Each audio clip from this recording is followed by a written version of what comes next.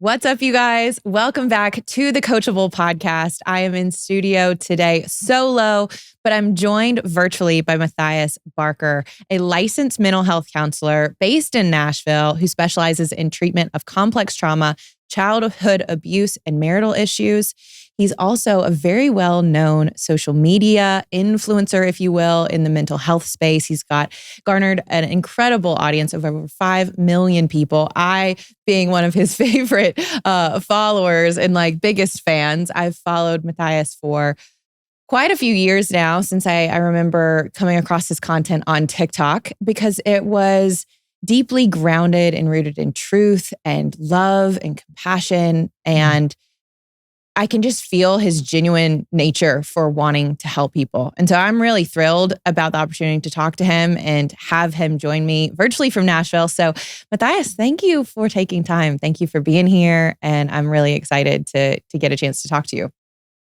Oh, what a gift. Thank you. That was such a kind intro too. So happy to be here, get to talk to you. I've also followed you for a while. I think we actually probably crossed paths pretty early on when I was getting started. And so it's been fun to kind of watch you grow. And I don't know, our messages have a lot of alignment. So it's been fun to watch this space grow just even as a genre. So Definitely. Happy to talk. Excited we get to talk. Yeah, I know. When I started following you, I think it was prior to you becoming a father.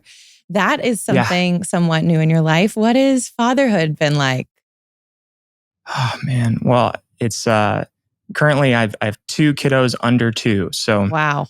It is, well, okay, not under 2, sorry. 2, my oldest is 2. So two kiddos that are in diapers and sleeping through the night mostly, but we always get some surprises, each week. So I think that, a lot of I don't know, when I anticipated fatherhood, I was thinking a lot about these philosophical lessons I wanted to impart and what that meant about me as a person and the legacy I want to leave behind and what are my core values. And then I got in it and it was none of the philosophical stuff came forward. It was all just how do I support my wife? How do we stay regulated when you're super tired and you're exhausted and the kid's thrown their eggs on the floor for the 40th time and you question all of your I don't know, parenting skills that you got from school as a therapist and you're just about to pull your hair out and you're what do I do? So it's funny, all the lessons I thought that parenting was going to bring to me, I don't know, they've been replaced with different realities that have grown me in different ways. So it's been great and joyous and full of so much more joy than I could even have imagined and more challenging in spaces I didn't anticipate. It's the toddler years. It's great. Yeah, that's where I'm at. Isn't it funny and interesting though, that it's all of our tools, all of our awareness, all the things we think we know really get tested when we've got to go and apply them and use them. And our patience is really tested and we're, like you were saying, you're tired. It's it's in those moments that we learn more about ourselves than any other time. And I know whether it's being a new parent or for those moving into new jobs, new relationships, coming out of relationships, just in general, life is what I consider is school. It's where we learn these lessons. It's where we get tested and relationships are often our greatest teachers for that. And I can only imagine what that's like when I do hopefully get the opportunity to become a mother. It's a whole new, whole new training ground for learning about myself as well. Totally. I think, it's almost cliche to say it. Everyone says it so often, but there really is a difference of having the head knowledge versus getting in the circumstance yourself and flexing some of those ideas and seeing how they fit on your context. And I think I was pretty happy to find out that most of the stuff I learned in school is actually super helpful. For example, I read this book by the Gottmans, who are a power couple that lead the Gottman Institute, which is one of the more well-known couples counseling foundations and research hubs out there in therapy world. And they wrote a book called And Baby Makes Three. And it was all these strategies for making sure that your marriage or your partnership is really solid with the introduction of a kid, because what's been known in the data for a long time is that when you have a kid, typically relationship satisfaction goes down unless there's these key indicators, these features of the relationship that are maintained and focused on. So that was what the whole book was about. So I absorbed that information with a lot of fervor as we found out we were pregnant and kind of diving into that. And I was encouraged to see like, oh, okay, this is like aligning with a lot of stuff that I've learned just kind of throughout my career as a therapist working with kids. And then when I wore that and put it on, I found that it was really helpful. Things like, not being hypercritical, and that when you have a problem, let's say with your partner, or, you're trying to negotiate what to do about, I don't know, your own personal quality time that you spend with your friends versus how much time you spend with your family versus how much time you spend with your job. Like, those arguments can turn into really heated affairs, and you can get really frustrated and overwhelmed, especially if you haven't had a lot of sleep. And so just some like basic guardrails of not being critical, meaning not throwing out accusations and using blame, but talking instead about the actual hard facts of the circumstance and then your experience of it, and helping them see your experience of the troublesome circumstance versus putting the trouble of the circumstance at their feet, is not just, the nice thing to do. It's actually the pragmatic thing to do. Because when you approach an argument or a conflict essentially saying you are the problem, like that only gives the other person two options. And that's either to admit, yes, I am the problem, and just to take it all on themselves and just kind of like fold, or they have to resist you, and turns out the resistance in the argument is the thing preventing you from arriving at the best solution that you can. So the least amount of resistance or unnecessary resistance that needs to be in there, the better. And I don't know, that's kind of an abstract way to explain it, but there is a really like grounding truth of like, I have so many things that I want to say in this moment, so many things that are like instinctual and impulsive that I want to let out when I feel tired and frustrated and uncertain of what to do next. And to slow down, to take a break, to think through, what am I really experiencing? What's actually difficult about this? And let her into my experience, and vice versa. That just, I think we avoided a lot of things that could have been really detrimental. So it's on one hand, it's, you really don't really get it till you're there. But on the other hand, it's like some of their truths, they really do stand up, and it's better to go in with that than without it, for sure. So absolutely. That's amazing to hear that the things that you've learned theoretically or in school or you understand logically actually, stand the test when you're in the moment. And I want to just kind of go deeper on that because I think this is so important. You mentioned kind of what those primary pillars of relationship, are the fundamental parts that are going to hold up under the weight and the tension and the pressure of life, whether that's bringing a child into the world or a diagnosis or job change or being a caregiver. Like life is full of twists and turns and unexpected, things that we have to face. And for those of us who are, either in partnership right now or looking to be in partnership in the future, I would love to know kind of what your take is on what are those pillars, those foundational pillars that we need to have a long, healthy, sustainable relationship. Like, what would you say are those things we should look for? Happy to talk about that. And then I want to hear your version of that too. I'd be fascinated to learn what yours are also. But here's maybe where I would set up camp is, so I'm a trauma therapist primarily. Like that's kind of really like the core of my work is helping people heal from trauma. And even in reference to relationships, romantic relationships, child, parent relationships, your friendships, I'm thinking about how have the past experiences that you had growing up informing how you're trying to connect in the present. And so when you think about romantic relationships, there's two ways really that you can connect. One would be sort of out of like a place of lack and longing from an attachment relationship to your parent that you didn't really have completely solidified. It could be for all sorts of reasons. Like maybe you didn't really have, a mother who was super physically affectionate and really warm towards you. She was more cold. And that could have been for a lot of reasons. That could have been because, maybe she was just more kind of conscientious and disciplined and had these stern expectations. Could be just because she was ill. Like there's a lot of people who grow up with a mom who was just sick really often. So, the stimulation of a lot of physical touch wasn't something just by natural consequence. That was a part of their upbringing.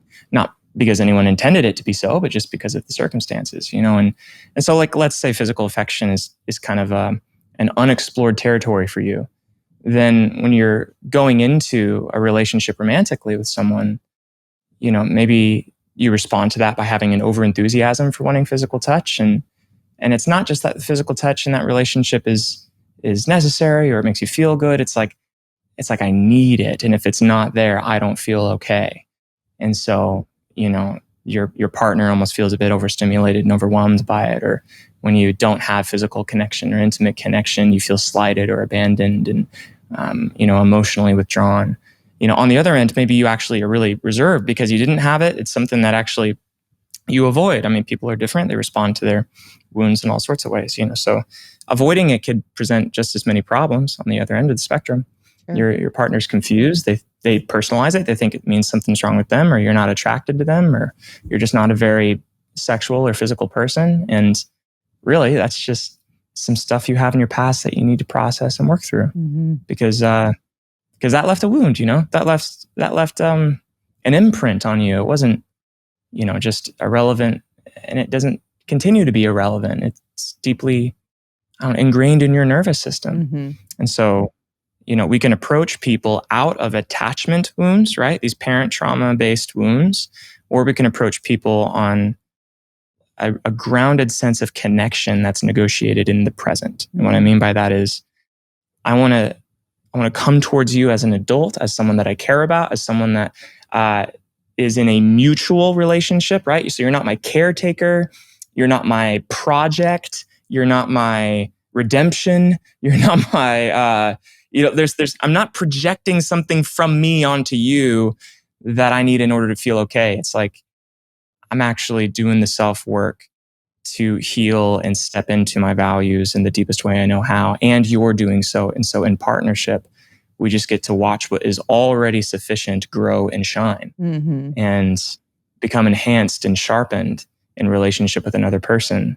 Yeah. And that's something I think foundational when I think in an abstract sense, like, well, what are we up to in a romantic relationship? I think it's the enhancement, the growth, the getting to see in another person a mirror of how we as individuals and we as a couple are growing and becoming something new. So yeah, it sounds like there's these two ways that we can orient towards our romantic partner, whether it's from attachment wounds or from a grounded sense of who we are, and approaching it from, not a lack or I need you to fulfill this thing that's a void within myself, but I'm coming as my full self. And that brings up a question that I'm curious about is, do you think we're ever fully healed?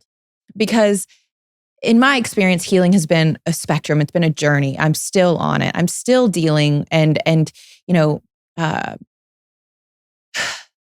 alchemizing the things of my past. And yet I still want to be in partnership, right? So does that change the way we orient? Is this something that's happening ongoing and continuing to unfold? Or is it something like we need to have done this work and completed certain levels of this work before we can kind of come to a partnership from that whole grounded place?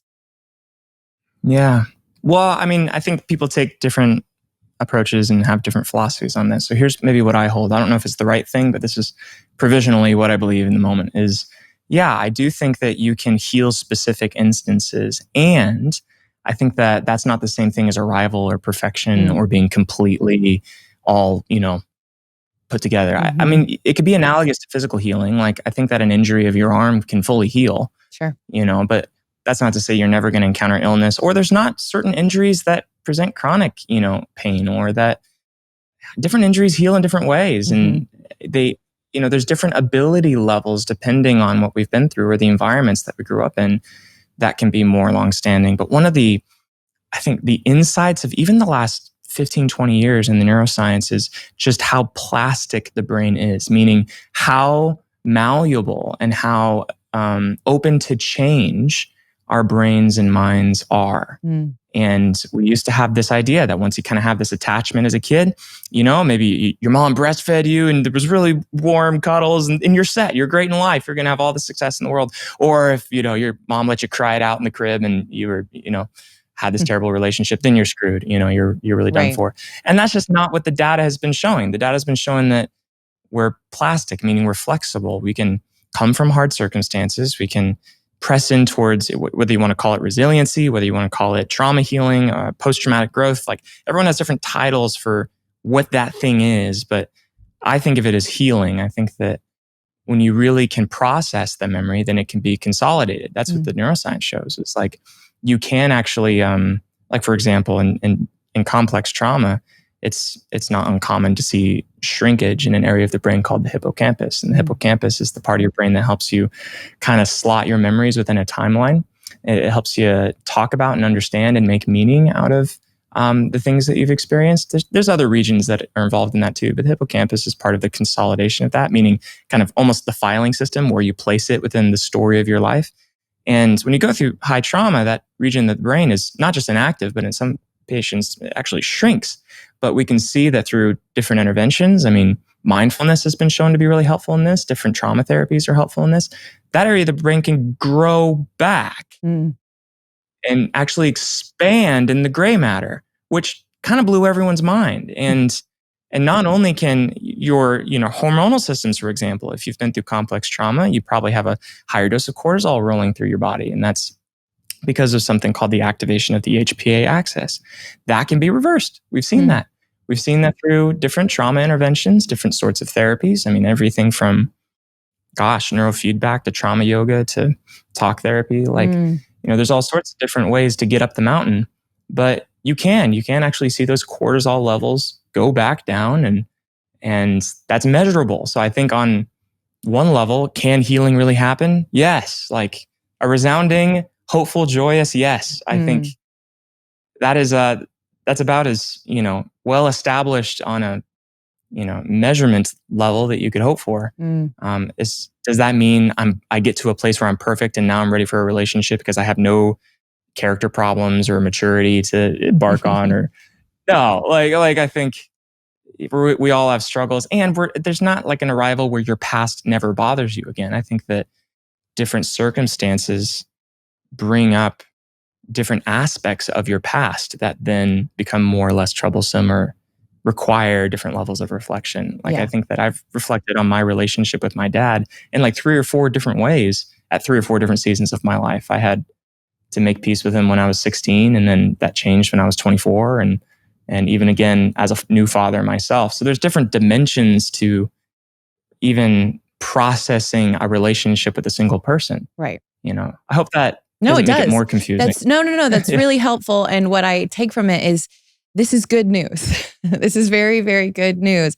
And what you were just saying, I think in that last piece about your father, and that there have been different times in your life where you've worked on different aspects of that, of healing that relationship and that dynamic, that doesn't disqualify you from being in a beautiful, loving, healthy relationship, And, but I want to go into this around attachment wounding a little bit more, because I know that there are people that are listening who are in relationships or have just gone through a breakup or are reflecting on their past relationships as they get ready to start dating again. And they're like, I want, so many of us were like, I want to get it right. Like, I want to have a family, or I want to have a loving, stable relationship, but maybe they can't seem to find that or create that. What are some indicators that people are in relationships and they're oriented to their partner from a place of attachment wounding, as you were kind of alluding to earlier, versus the latter? Yeah. Well, so I think that the marker that I look for, I wish I had like a great 3 or 5 point bullet thing to tell you, but the single marker I'm looking for is rigidity. And what I mean by that is when I can't flexibly kind of relate to a circumstance in front of me, be able to kind of work my way around it, find some acceptance or problem solve with it. But I have this almost singular way this has to happen. And then when it doesn't, happen that way, I'm either trying to control it or I'm either trying to avoid it. Man, that's a prime red flag that there's something deeper going on. And I can give an example to put some, please, structure around that. So like, I don't know, maybe, I want to spend some one-on-one time with my wife and she wants to go hang out with her friends and I feel kind of abandoned and frustrated. And I tell her like, hey, we haven't had a lot of quality time lately. It'd be great if you could just stay back and hang with me. And then she's like, well, no, I really want to see the girls. Like we have this thing, like, whatever. And so let's say that she leaves and I get really frustrated and then I'm tempted to kind of just send some passive aggressive texts or to get frustrated and then I kind of just am cold over the next few days. So like she's back and she wants to connect, like maybe later that week and she's like, let's go grab lunch. And I'm like, I don't know. Like, and I almost have this passive punishment type deal for, abandoning me on Thursday night. Well, what are the features of that? I'm like, well, there's some rigidity there. There's some rigidity around like, okay, I can't have this, desire to meet with you or hang out with you met on a different day. It has to be tonight. And then the way that I'm trying to control that is with a passive sort of punishing behavior, whether that's the texts or me getting cold later on. And that's probably fueled from something in me. It's probably something from my past. When we have almost an over the top, inflexible reaction to a circumstance, it's often because it's fueled with this energy of something like, I can't let this happen again. And what I mean by that is, I think if we were to look in the mirror, we could see our passive aggressive texts a few days later and we could be like, why are we sending that? Like, why am I being so needy or clingy? Or why am I being so controlling? Or why am I being so cold? It's like, well, I mean, in all likelihood, you know what it's like to be abandoned, or you know what it's like to have someone say they're going to connect with you and reach out to you only to kind of be left lacking and left alone. And the sadness and the loneliness that comes along with that. And you really are terrified of that. And so when you see pieces in your partner or even in your week with your partner that remind you of what it's like to encounter that deep sadness or loneliness, you react. And you react not just to the situation at hand, but it's almost like compound interest. It's like you react to the whole thing. You react to the whole wound all at once. And that's why the behavior seems so out of proportion with what is happening in the moment, because you're not just reacting to the moment, you're reacting to like 7 moments. You're reacting to a whole pattern, whether in the relationship or otherwise, that is upsetting. And so I look at the rigidity and I look at the intensity, the inflexibility. That's a feature of it. What do you look for when you're thinking about that, Tori? Like, how do I know if I'm in a triggered place, if I'm in a space that's in my stuff, or if I'm reacting correctly just to the environment? What do you look for? Well, to what you just said, I can feel like a desperate energy within myself. It's like, right. It's a very scared, desperate, like I have to change this, and because if I can change it, then I'll feel better. And, but as I've experienced this over time, the way in which I try to control the situation actually doesn't make it better at all.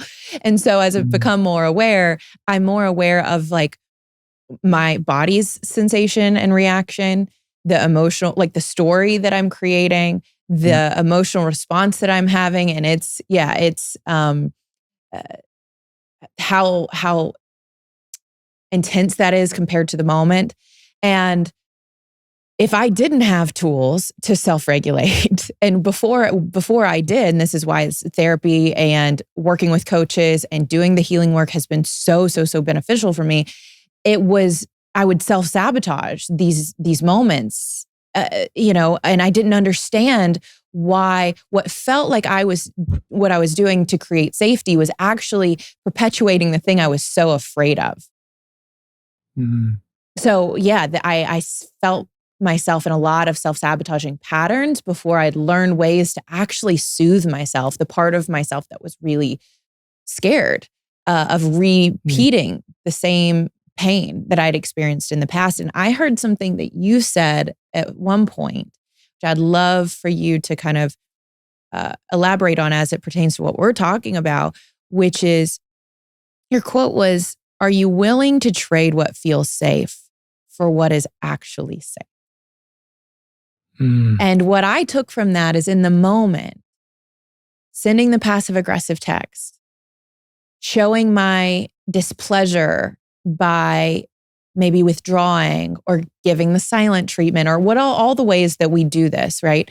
As a way to feel safe, or, being very judgmental or critical to get them to comply with what I wanted them to do. You know, that's what felt safe because that was practice behavior. It was what maybe I learned as a child that I needed to do to get my way or to get what I wanted or to create an environment that was less threatening. But you say, are we willing to trade what feels safe for what actually is safe? Can you expand on that? What does that really mean in the context of what we're talking about? I love that you picked out that line. That it's essentially kind of pointing to the reality that often the thing that makes us feel safe is a strategy that we formed in a different context. Meaning that we formed a strategy as a kid, growing up or in college or in a different relationship, that probably actually was functional in that moment. That did help us feel safe, but we're copying and pasting that old strategy into this new situation. And while it may produce some short-term feelings of safety because it reminds us of the time we were safe, goodness, man, it often makes the problem worse and actually compounds the issue rather than helping it. So for example, in that, circumstance of the withdrawal, like maybe you did have a parent that just genuinely was disconnected. They were wrapped up in their own stuff. And so you withdrew, and that was actually pretty wise in the moment, at least, for a kid that was working off their feet was, hey, this person isn't available. This person isn't available. I shouldn't just keep like extending myself out there and getting let down over and over. Having hope that they're going to connect with me is actually harder, and having hope shattered is worse than maybe just not even trying in the first place. And so that was probably actually a pretty spot on intuition as a kid, even though as sad as that is. But then you apply that maybe to a new circumstance where you feel the slightest hint of abandonment or withdrawal, and then you just kind of give up hope of ever connecting with them in the first place, and you totally recluse. It's like, no, that strategy needs to be updated. And you're applying it with a generative kind of method, meaning you're applying it as a general rule of life over all relationships, over all things that remind you of abandonment. This is kind of your default thing. And your strategy needs to be updated. It's almost, I use the analogy sometimes like an app update or like a phone update. It's like all your apps are crashing because you're using software based off of old systems. Right. And everything's running slow because nothing's updated. And in a funny way, that's kind of some of the, the brain science of what trauma healing is at least a piece of it is updating. It's realizing, these strategies that I formed in a really overwhelming experience as a kid that were the best I had access to, maybe the best thing I could come up with in the moment. These don't do justice to the circumstance at hand. And in large part because of what we were just saying at the beginning, because one, this isn't an attachment relationship. This isn't a parent. This isn't a caregiver. This is a mutual relationship based off of consent and mutual love and, getting to enhance each other's lives, not be the security for each other in a parental sense. Right. So yeah, what comes to mind for you in that? Yeah, I think giving up our attachment to doing things the way we've always done them is inherently scary, is inherently unfamiliar. But for me, there were times where, things would come to a head and I could see the pattern playing itself out as I became more aware. And it was like, I've got two choices here. I can do same thing. I can respond in the same way. I can try to get my needs met by withdrawing or erupting or being judgy or whatever the rigidity is, and making, really trying to force someone to comply to my will so that I can feel better. Or I can try something new, which is trading in what feels safe for what actually is safe. But I had to learn what is actual safety, right? What do I actually need? What is the thing that I need to actually give myself or need to like feel that sense of okayness, which is what we're all after. We're all wanting just to feel okay, that inner peace, that comfort. And we seek it out in all different types of ways. And so I think part of it that comes to mind for me is learning how to identify what actually is safe versus what have I thought that was, or how have I approached it in the past. Do you have a method for trying to identify what is safe? Do you have any reflections on that? Yeah, I think part of it for me has been developing a relationship with my inner child so that she can have a voice to actually express how she's feeling, so that me as that inner parent can actually soothe in a way that's meaningful and effective. And I think you're probably better equipped to kind of explain what that process is like in terms of what inner child work is. I'm not the licensed therapist here, you are, but that's been my approach in terms of really slowing down and giving myself a moment to stop and to assess and to not be so reactive and be like, okay, what are the facts of the matter? And then what am I making this mean about? Like, what's the story I'm telling about the circumstance that I'm in? And that tended to be very like a similar story from my past.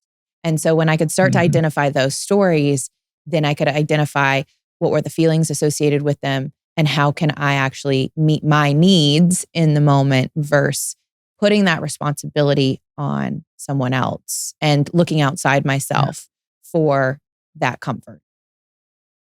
Yeah, Tori, that's exactly what I would say. That was great. I don't think I could say it better. I think that's awesome. That inner child thing, I think what stuck out to me when I really first started chewing on that question was, well, okay, all these trauma responses are really fear-based. And fear is really good at getting away from things, but it doesn't really cast a good vision for what you should get to, you know? Yeah.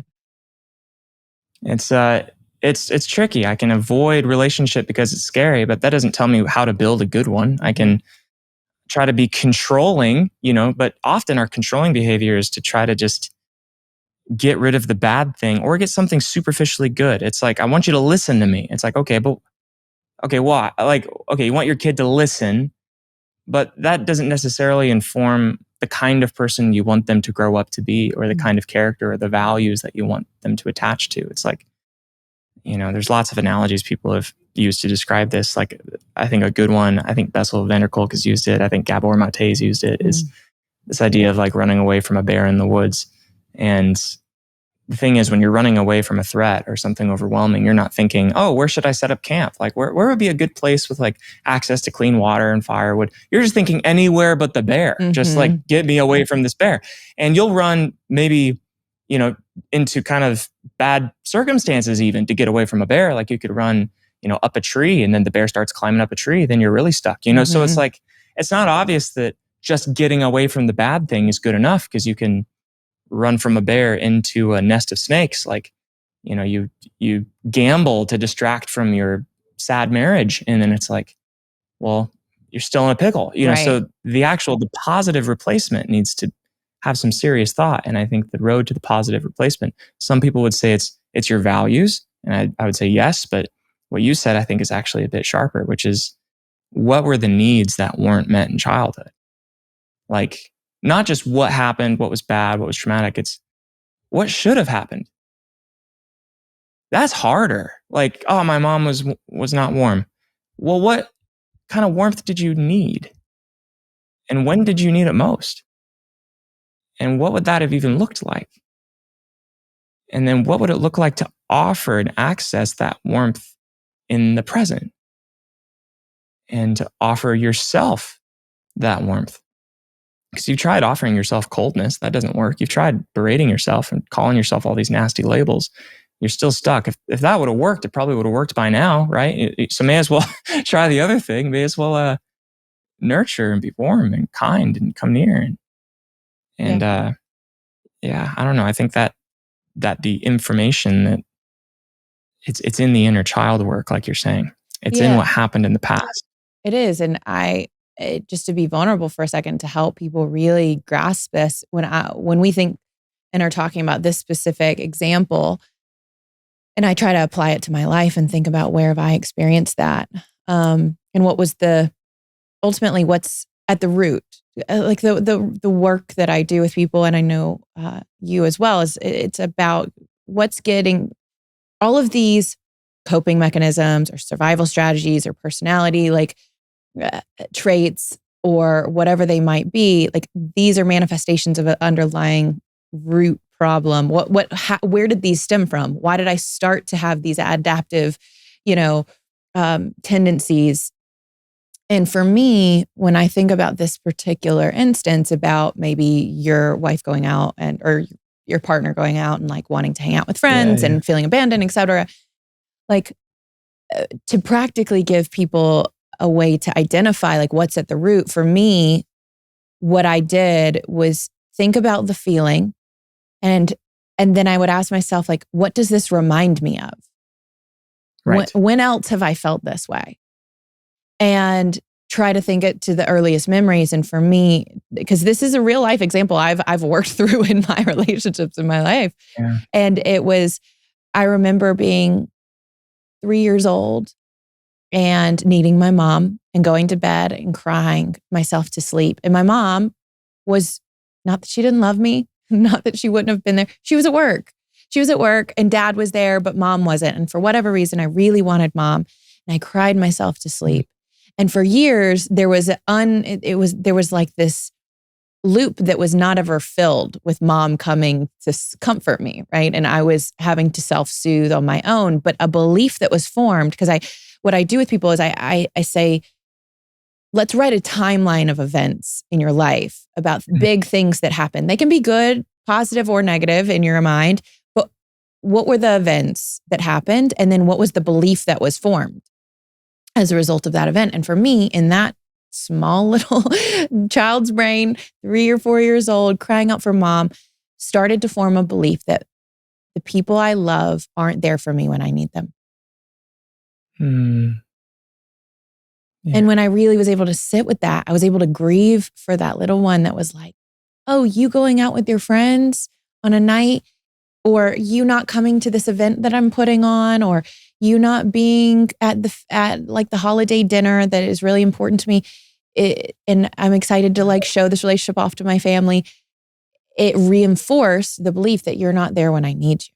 You're not there when I need you. And so much of my life and my relational like tension, I could look back at all these different moments and be like, yes, that belief was playing itself out. And I was finding more evidence that was true. And I'll tell you, Matthias, it wasn't until I did some really deep work to uncover that and to set that straight that I could then actually like end that loop in a way that was healing. And then actually let her know, I'm here. Like, baby girl, I am here and I'm not going anywhere. And that has helped me so much since then, but it took years. It took so many years. And honestly, sadly, relationships ending and not working out, not just because of me, but for various reasons, that I had to see like, oh, I'm the common denominator here. And this story that I have had for so long isn't helping me. It's actually hurting the connection that I really, really deeply crave. Yeah. I relate strongly to that story. When I hear that story, even with clients, the more common label, it's not just no one's there for me. It's I'm not worth being there for. I mean, it's pretty normal for a kid to make that about something insufficient in me. Yeah. Or the gravity of this loneliness is my life and something I deserve and something I need to figure out on my own. And then the polarity, the contrast of feeling completely overwhelmed by the loneliness, but also feeling overwhelmed by connection because I don't know what to do with that either. Right. Is a prison cell. It feels like this really painful cycle. Like when you were talking about self-sabotage, I think that's what it is. It's like self-sabotage isn't just maybe this nefarious force in us. It's two parts of us that are trying to do very different things. And both parts of us think the other's trying to sabotage. Like the part of me that finds intimacy overwhelming and really vulnerable, and I kind of feel helpless and afraid when I'm seen, is like trying to make sure that all the closeness is far, far away. That's their main goal. And they're sabotaging the part that's like, we are suffocating in this loneliness. I can't take it. I can't take just not having any warmth or connection. I need to be seen. I need to belong. Yeah, I think so many people listening to that can relate. So how do you reconcile those two internal conflicting desires? Yeah, the big aha moment, I think, is that both of them are trying to do the same thing in different ways. And we think that one's the enemy. We do. We think there's the dictator in my mind, the critical part. There's the suicidal part of me. There's the part of me that overeats, the part of me that is insecure, the part of me that cheats, that's unfaithful, that hates my kid. Whatever you want to title it. And then we're reluctant to actually look at what is that part trying to do? Not just like, what do we think it's up to, but like if that part could speak on its own and explain its motivation, explain its intentions, like suicide, for example. Like the suicidal part is often trying to take away pain. It's like, this is overwhelming and this is terrible. And what we're going to do this for the next 40, 50 years. And in a weird way, that part is probably actually trying to help. And then the scary thing is to actually entertain that, because we're afraid, well, if I entertain the positive intention behind a really problematic thing, that means it's going to grow. But I don't know, when have you ever known that to happen? Like, have you ever talked to somebody and then they really feel heard and listened and like their intentions are really validated, and then they take up more space and get more aggressive and angrier? Like, no, they calm down, they relax. People get agitated and angry and more forceful when they feel misunderstood. Not when they feel understood. Right. And so by going towards that part of me that overeats, like, what's their intention? Like, well, they're lazy. I was like, oh, okay. Would they put it that way? Or is that your story about what that part is? And then I find, well, they're emotionally soothing. I'm like, from what? Well, from the stress. I'm like, yeah, okay, sure. What else? Because my guess is, like, if it's taking over the steering wheel that aggressively, then it probably is under the belief that you're not handling the stress very well. And maybe there's more stress that it's holding than you realize. Most of the time, overeating parts, for example, just to use that specific one, it has a lot more to do with belonging than stress. It's almost always an identity thing. It's often connected to shame. It's not uncommon. It's connected to feeling used as a kid. Yeah.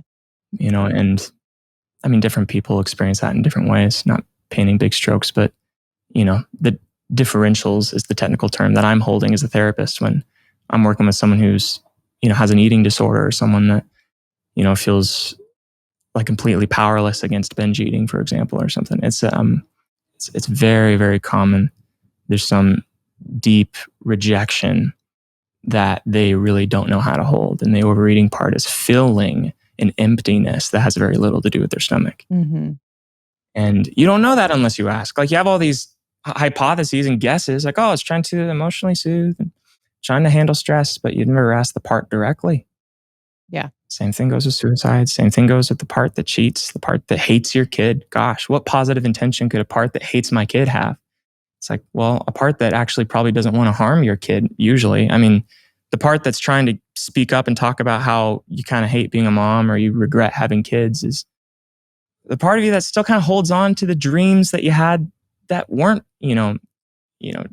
overlapping with being a mom or being a dad. It's like, and some of those dreams you probably still do hold and have some affection for, but they're completely underrepresented in your life right now. And you've kind of let them go. You've let them starve. And maybe that part, if you didn't let those dreams starve in that way, they'd lax. They probably don't have it out for your kid. They probably just see that things are out of balance and you haven't been taking care of yourself or your dreams, or there's values, there's something beautiful that you're not in touch with, and that's a problem. And they're trying to shake you using anything that will get your attention. Right. And the only thing that's in front of your attention right now is your kids. So that's the thing they're going after. And they feel like their identity is absorbed, and that probably has layers back into the past as well, of feeling an identity that was totally subsumed by something else. Do you think I'm dropping a lot of bombs. Yeah, no, it's good. Do you think that also is in any way related to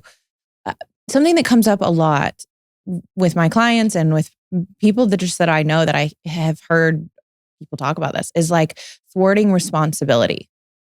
And when you talk about the parent Mm. thing, I would imagine that comes with a significant amount of responsibility. If you don't trust yourself to step up, if you don't trust yourself to be able to handle big responsibilities, one way to get out of it is just be like, I don't want to do this. You know what I mean? No, like, what do you, how do you help somebody who continually kind of sabotages, even being in a relationship, having to, requires certain levels of like growing up and maturing and being responsible for yourself and for a household and for this dynamic and taking care of it.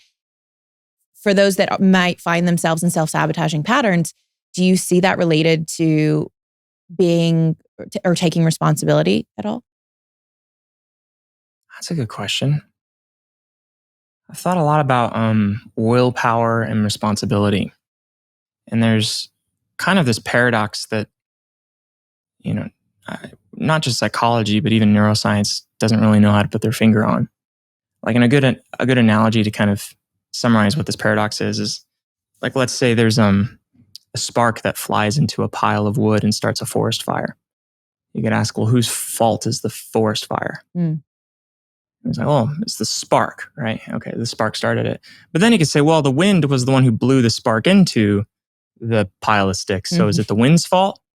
Like, yes, it's the wind's fault. Well, okay, but the weather came, a day after and rained. If the weather would have come a day earlier, then the pile of sticks would have been wet, and it wouldn't have mattered if the wind blew the spark in. So is it the weather's fault for not coming earlier? And we're like, and we're like, what about the oxygen? Oxygen had to be there for the spark to be there. Like, whose fault is it? And then the reality is not everything can be solved by figuring out whose fault it is. And that's not to say there isn't situations where there's fault. I'm not, Sure. Don't take it as a sweeping statement. I'm just saying there's more ways to look at something than just, well, who's at fault? Because on one level you could say, well, okay, I sabotaged my relationship. That's my fault. And it's like, sure. But also, what was the environment? What were all the things feeding into your decisions, your resources, the things that you could have responded to? I mean, there's probably tons of different things that if you made adjustments even just to the environment, that probably would encourage different sorts of responses. And it's not all one or the other, because we can't go all the way on that end of the spectrum too. There's a whole philosophy of science that says we're essentially just the output of all our environmental inputs. If we could just fine tune our environment, then we would make all these perfect decisions. It's the idea that everyone's always doing the best they can. And I don't hold that particularly.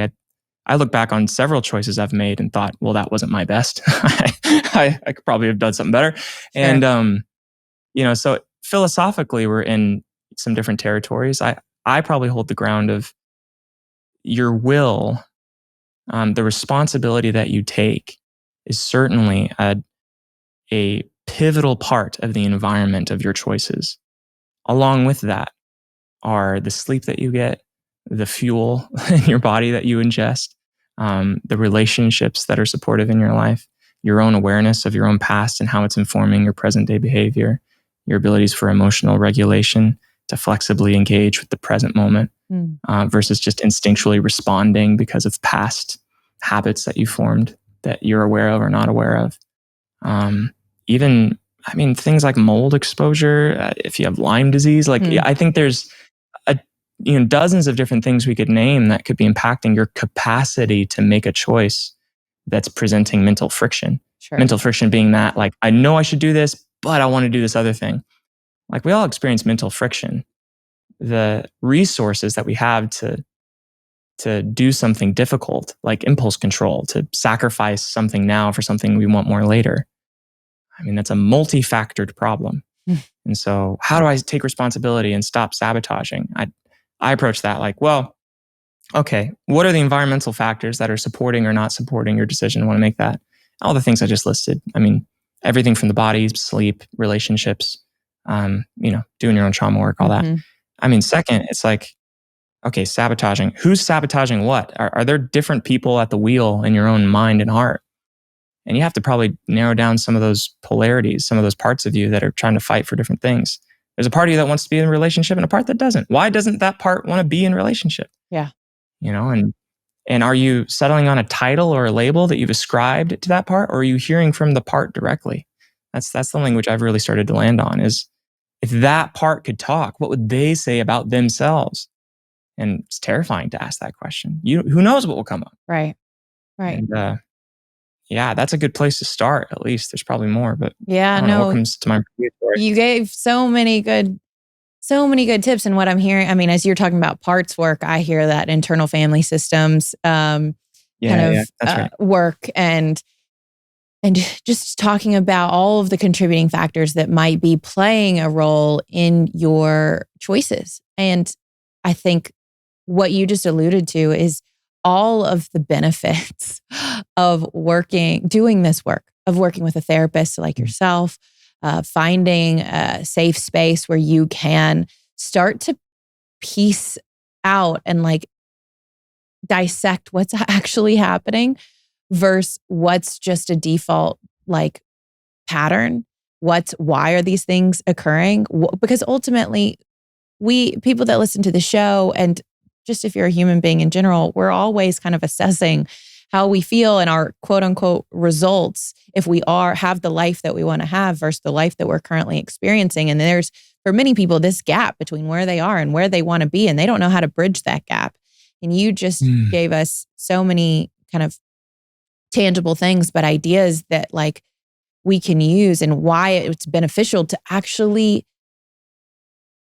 go within, to stop coming to this like crossroads where you're like, oh, I'm just going to do what I've done. And I'm going to continue to be frustrated and disappointed or like fed up. But it's oftentimes like we get to a point where we are fed up and we're like, I can't keep doing this. It's like that suicidal part or that completely defeated part that I don't have hope, that we're like, I've got to do something different. And I know the work that you do with your clients is absolutely transformational because it gives them hope. And what you did with this, in the last hour is you've told people that there's a different way. Like it doesn't always have to be this way. And I think that's the message that many people need to hear right now that are struggling. Well, and Tori, I mean, I think you created a really great pathway, even what you said earlier too, for that investigation. The title I use for that is called the float back. That's the at least therapy-ish term for it. It's float back. Okay, I feel this in the moment.